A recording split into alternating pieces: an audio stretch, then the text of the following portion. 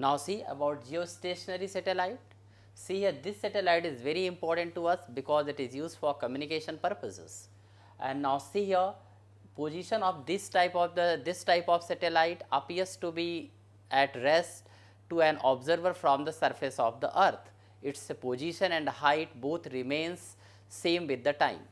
Now see here, this type of the satellite has got the time period 24 hours, earth also takes 24 hours, and now height of these type of satellite from the earth is approximately 36,000 kilometers and orbital speed is this 3.1 kilometer per second.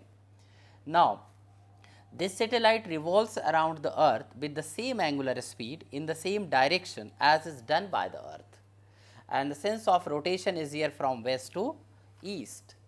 And this type of the satellites are also revolving in orbit concentric and coplanar with the equatorial plane. So their orbit is, just see here with the help of the diagram their orbit. Suppose you have taken here, this is the earth and this is here the polar region here and this is the equatorial region. So this type of the satellite will revolve in this plane.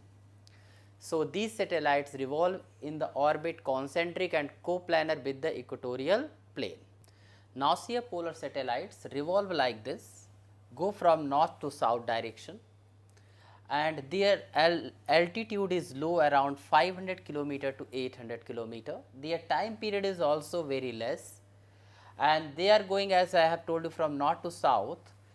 And in this case, these type of the satellites are actually used for taking the pictures of the clouds, atmosphere or ozone layer. So for the study of the atmosphere, these type of the satellites can be used.